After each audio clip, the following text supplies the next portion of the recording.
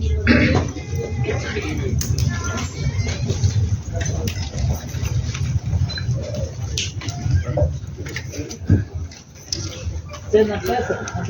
நண்பர்கள் அனைவருக்கும் முதலில் என் சார்பாகவும் எங்கள் டீம் சார்பாகவும் மனம் நிறைந்த வணக்கங்களும் நன்றிகளும். நான் பர்சனலாக சொல்லணும்னா எனக்கு புலிகேசியில் தொடங்கி இத்தனை படங்களா என்னுடைய ஒவ்வொரு மொமெண்ட்டையும் என்கரேஜ் பண்ணி என்னை வாழ்த்தி என்னை இவ்வளவு தூரம் கூட்டிட்டு வந்தது மீடியா தான். அதனால முதல்கன் என் மீடியாவிற்கு என்னுடைய மனப்பூர்வமான நன்றிகளையும் வணக்கங்களையும் தெரிவித்துக் கொள்கிறேன். போட் இது வந்து என்னன்னா, நான் இவ்வளவு நாள் பண்ணியிருந்த படங்கள் எல்லாமே வந்து ஒரு ஃபேண்டசி காமெடி சம்திங் டிஃப்ரெண்டா அந்த மாதிரி இருக்கும். எனக்கு இதுலயும் அந்த டீன்ஸ் மிஸ் ஆகாமல் ஒரு நல்ல வாய்ப்பு கிடைத்தது. இதுல வந்து என்னுடைய Mali and Manvi movie makers producer திரு பிரேம்குமார் சார் அவர் தான் முதல்ல மீட் பண்ணேன். ஸோ அப்போ வந்து அவர்கிட்ட வந்து ஒரு 1/2 hour இந்த ஸ்டோரி சொன்னேன். ஸோ எனக்கு வந்து ரொம்ப மனதில் இருந்த கதை. நான் கொரோனா டயத்தில் கொஞ்சம் கசரதபரை வந்து 1.5 years முன்னால் ரிலீஸ் ஆச்சு. அந்த சமயத்துல இதை நான் கொஞ்சம் தீவிரமாக எழுதிட்டு இருந்தேன். ஸோ அப்போ இந்த கதையை சொன்னப்போ அவருக்கு ரொம்ப பிடிச்சிருந்தது. இதோட எமோஷனல் பார்ட்டும் சரி, இந்த டிஃப்ரெண்ட்டும் சரி எனக்கு ரொம்ப பிடிச்சிருக்கு. இதை என்கிட்ட சொன்ன மாதிரி அதே மாதிரி எடுத்து கொடுங்கன்னு முதல் நம்பிக்கையோடு என்னை எப்படி சொல்றது, ஒரு ஆசீர்வதித்து வாழ்த்தி அந்த இடத்துல தான் இந்த இதோட முதல் புள்ளி தொடங்குச்சு. ஸோ ஈவன் நானுமே இதுல வந்து ஒரு ப்ரொடக்ஷனாகவும் உள்ள ஜாயின் பண்ணியிருக்கேன் இந்த இதுல. அதுக்கப்புறம் வந்து இந்த கதையை வந்து சரி ஹீரோவா யாரு பெட்டரா இருக்கும் அப்படிங்கும் போது திரு யோகி பாபு அவர்களோட தான் நான் ஏற்கனவே பேசிட்டு இருந்ததும். ஸோ அவரையுமே ஒரு முறை வந்து நான் இந்த மாதிரி கதையை சொல்றேன்னு அவர்கிட்டையும் ஒரு சின்ன அளவு தான் சொன்னேன். அவருக்கு ரொம்ப பிடிச்சிருந்தது. சார் இதை நான் கண்டிப்பா நம்ம பண்ணுவோம், இதுக்கு என்னவோ அதை நீங்க ப்ராசஸ் பண்ண. ஸோ அதன் பிறகு வந்து எல்லாமே கடை நடந்தது. முக்கியமா வந்து இன்னைக்கு வரல சிலர், பட் அதை தாண்டி இதுல MS பாஸ்கர் சார், அப்புறம் சின்னி சார், கௌரி வந்து ஒரு முக்கியமான ஹீரோயினாவும் பிளஸ் வந்து ஒரு முக்கியமான கேரக்டர் ரொம்ப அழுத்தமானதா இருக்கும்.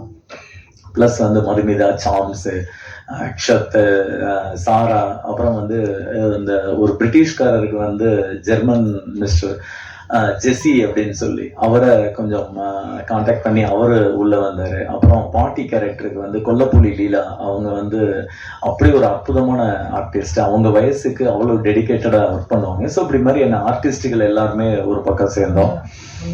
இன்னொரு பக்கம் வந்து டெக்னிக்கலி அப்படிங்கும் போது எனக்கு வந்து என் நண்பர் மூலமாக SR கதிர் அவர்கள் மூலமாக மாதேஷ் மாணிக்கம் இதுல வந்து ஜாயின் பண்ணாரு. ஸோ என்னன்னா இந்த படத்தை பொறுத்த வரைக்கும் இசையும் கேமராவும் ரொம்ப இம்பார்ட்டண்டா இருக்கும். ஏன்னா இது வந்து கடல் பத்தி எனக்கும் தெரியாது. இதுக்கு முன்னால் அந்த அனுபவம் எல்லாரையும் போலவும் நானும் வந்து கடல் அப்படிங்கிறது நம்ம பீச்சில் போய் கால் நினைக்கிறது அளவுக்கு தான் தெரியும். ரொம்ப போச்சுன்னா இன்னொரு 10 அடி உள்ள போய் குளிச்சிருப்போம், அவ்வளவுதான் தெரியும். பட் அதை தாண்டி எனக்கு தெரியாதனால என்னுடைய இதுல என்ன கஷ்டங்கள் வரப்போகுதுன்னு எனக்கு தெரியாது. அதனால வந்து இந்த என்னுடைய டீம் வந்து ஸ்ட்ராங்கா இருக்கணும்னு ஃபீல் பண்ணேன். ஸோ மாதேஷ் கிட்ட முதல் தடவை சொன்னப்பவே இதுல நம்ம நிறைய ஹடில்ஸ் மீட் பண்ண வேண்டி இருக்கும். ஏன்னா அப்ப நான் லொகேஷன் கூட பார்க்கல. ஆனால் கதையை மட்டும் நான் உட்காந்து எழுதிட்டு இருக்கேன். ஒரு டேபிள்ல கதை எழுதுறது ஈஸி, பட் அதை எக்ஸிக்யூட் பண்ணும்போது அதுல இருக்க சிரமங்கள், அதை வந்து நம்ம இந்த கேன்வாஸ்க்கு கொண்டு வர்றதுக்கு வேற சில மெனக்கெடல்கள் வேணும். அது ரொம்ப கஷ்டம்னு தெரியும். ஆனால் நான் அப்ப அதை யோசிக்கல. அவங்க 2 பேரும் அண்ட் வந்து ஆர்ட் டைரக்டர் வந்து மிஸ்டர் டி சந்தானம், அவர் இப்போது நம்மிடையே இல்லை, மறைந்து விட்டார். பட் அவர் தான் வந்து இந்த படத்துக்கான பேசிக் எல்லாத்தையுமே ஒரு மாதிரி ஸ்டார்ட் பண்ணி கொடுத்தது. அண்ட் எடிட்டர் வந்து தினேஷ் பொன்ராஜ். ஸோ இப்படியான டீம் எனக்கு பக்கபலமா இருந்தது. ஸோ அதுக்கு பிறகு வந்து ஒரு கட்டத்தில் வந்து இந்த கதை எல்லாத்தையுமே முடிச்சல் வந்து என்னென்ன கதைப்படி வந்து 3 நாள் வந்து அந்த போட் வந்து உள்ள கடல்ல இருக்கு. ஸோ அப்போ வந்து காஸ்டியூமுக்கு வந்து விலையே இல்லை, எல்லாருக்கும் சிங்கிள் காஸ்டியூம். அதை தான் நாங்கள் 2-3 பண்ணி அதெல்லாமே நஞ்சு தொஞ்சு போச்சு. அந்த அளவுக்கு வந்து ஆர்டிஸ்டோட கஷ்டம் அவ்வளவு இருக்குது. இல்லை இருங்களேன் ஷார்ட் எடுத்துக்கலாம் அப்படின்னு சொல்ற அளவுக்கு நாங்கள் எல்லாரும் ஜாலியா இருந்தோம். ஷூட்டிங் போன மாதிரி வந்து இருந்தாலும் நாங்க வந்து ஒரு ஃபேமிலியோட டூர் போன மாதிரி தான் இருந்தது.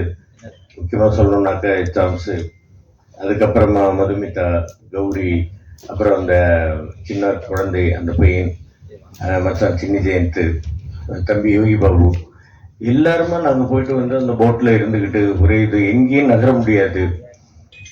அது உள்ளே இருக்கும், இறங்கி போகிறதுக்கு என்ன தண்ணியில் இறங்கி போகிறதுனாக்க இப்படி அப்புறம் ட்ரெஸ் நனைஞ்சு போயிடும். அந்த மாதிரி எல்லாம் கஷ்டம் இருக்குது. அலையடிச்சதுனாக்க ட்ரெஸ் நனைஞ்சிடும். எனக்கு வந்து இன்னைக்கு வந்து தம்பிகிட்ட ஆஃபீஸில் பேசிக்கிட்டு இருக்கும்போது ஒரு கேரக்டர் சொல்லி, இந்த கேரக்டர் நீங்கள் நடிச்சிருக்கீங்களா? நாங்கள் இல்லை அப்படின்னு நான் ஒரு கேரக்டர் சொல்லி எனக்கு அதுதான் பிடிக்கும் அப்படின்னா, இல்லை அப்படி இல்லை, உங்களுக்கு பிடிக்கிறதுங்கிறது இல்லை, நீங்கள் வந்து எந்த கேரக்டராக இருந்தாலும் நீங்கள் ஏற்று நடிக்கணும் அப்படின்னாங்க. அந்த மாதிரி இதில் வந்து எனக்கு அவர் சொல்லும் பொழுது நான் வந்து யாரை என்னுடைய குருநாதராக நான் நினைத்திருக்கிறேனோ அவருடைய சீடனாகவே நடிக்கக்கூடிய ஒரு கேரக்டர். அது படம் பார்த்துக்கங்க, படம் பார்த்துட்டு சொல்லுங்க. ஆர்டிஸ்டோட டீமுக்கும் க்ரூவுக்கும் மட்டும்தான் கிடைச்சிருக்குன்னு நினைக்கும் போது ரொம்ப ரொம்ப பெருமையா இருக்கு. நாங்க பட்ட ஒவ்வொரு கஷ்டமும் முயற்சியும் உழைப்பும் அந்த கடலுக்கும் முழுமையா சொல்லணும்னா அந்த கடல் பக்கத்துல எல்லாரும் வெவ்வேறு மதத்தினர் இருந்தாலும் ஒரு அந்தோனியோ சர்ச் இருக்கும். டெய்லி காலையில போன உடனே எல்லாரும் போயிட்டு அவருக்கு ஒரு கும்பிடு போட்டுட்டு ஆரம்பிப்போம். ஒவ்வொரு நாளும் ஆரம்பத்துல 3-4 நாள்னா ரொம்ப ரொம்ப அடடா என்னடா அது செம்ம வெயில், 6 மணிக்கெல்லாம் அப்படி ஒரு வெயில் இருக்கும். அதுக்கப்புறம் என்ன பண்ணிட்டோம், நாங்க எங்களுக்குள்ளே அதை ஃபன் ஆகிக்கிட்டு சார போயிட்டு பயங்கரமா எங்களால என்னென்னலாம் கலாய்க்க முடியுமோ, அதாவது ஆஃப் த கேமரா பயங்கரமா எங்களுக்குள்ளேயே ஒரு காமெடியை கிரியேட் பண்ணிட்டு நிறைய ஃபுட்டு வரும். யோகி பாபு சார் கிட்ட இருந்து, அதுக்கப்புறம் MS பாஸ்கர் சார் கிட்ட. ஏன்னா அந்த கப்பலுக்குள்ள உட்காந்துட்டோம்னா, அந்த படகுக்குள்ள உட்காந்துட்டோம்னா உண்மையாவே கஷ்டமா இருக்கும். அப்படி திரும்ப முடியாது, அப்படி கஷ்டமா இருக்கும். ஒருத்தவங்க உட்காரும் போது இன்னொருத்தவங்களுக்கு இடம் பத்தாது, அவங்க தொட மேல நம்ம கால் வைக்கிற மாதிரி இருக்கும். அந்த மாதிரி ஒரு நெருக்கத்துக்குள்ள தண்ணி எது கொண்டு வரனாலும் அங்க இருந்து அந்த கப்பலை புடிச்சிட்டு இருக்க அவங்க ரொம்ப ரொம்ப கஷ்டப்பட்டாங்க. அவங்க போய் கொண்டு வரணும். சோ அந்த மாதிரி வரும்போது இஷ்டத்துக்கு நல்லா சாப்பிட்டுட்டு, சார் போதுமா உங்க பிரேக் டைம் முடிஞ்சுதான் எடுக்கலாமா அப்படின்னு சொல்ற அளவுக்கு நாங்க வந்து ஃபன் பண்ணிருக்கோம். பார்க்கும்போது ரொம்ப ரொம்ப நல்லா இருக்கு. மண்டேலால நடிச்ச ஒரு விஷயம், இங்க நம்ம போட்ல எல்லாமே ரொம்ப ரொம்ப ரொம்ப ரொம்ப நல்லா இருந்துச்சு. சோ அவருக்கு நன்றி.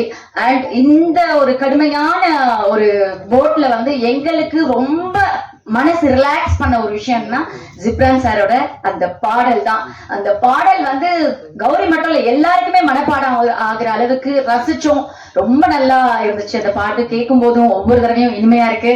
அண்ட் மாதேஷ் சார், அதாவது டோன், இது கடலோட அந்த கிளைமேட் சேஞ்சஸ், அந்த வேவ்ஸ் எல்லாம் மேனேஜ் பண்றதை விட எங்களோட டோன் பாத்தீங்கன்னா ஒரு சேஞ்ச் ஆச்சு. போனப்போ ஒரு டோன்ல இருந்தோம். எல்லாரும் கேட்டாங்க ட்ரெய்லர் எல்லாம் பார்த்துட்டு ரொம்ப நேச்சுரலா இருக்கு. இல்ல, ரிட்டர்ன் வரும்போது உண்மையாவே நாங்க இருந்த டோனே வேற மாதிரி இருந்துச்சு. தூத்துக்குடி ஏர்போர்ட்ல ஃபெஸ்டிவல் முடிச்சு ரிட்டர்ன் போறோம். அப்போ வந்து மாஸ்க் தான் போட்டிருந்தேன். அங்க வந்து செக் பண்றாங்களே, மாஸ்க் எடுக்க சொன்னே ஒரு லேடி போலீஸ் வந்துட்டு, மேடம் ஐயோ என்னாச்சு மேடம் உங்களுக்கு, ஏன் இப்படி ஆயிட்டீங்க அப்படின்னு கேட்டாங்க. எனக்கு ஒரு நிமிஷம், எல்லாரும் கூட இருக்கிறவங்க வந்து எனக்கு தெரியும் எல்லாரோட ஸ்கின் டோனும் மாறிடுச்சு அப்படின்னு. அதுல வந்து நான் ரொம்ப பேடா இருந்தேன் எனக்கு தெரியும். ஆனா இவங்க யாருமே வந்து நல்லா இருக்கேன் அப்படி சொல்லிட்டே இருந்தாங்க.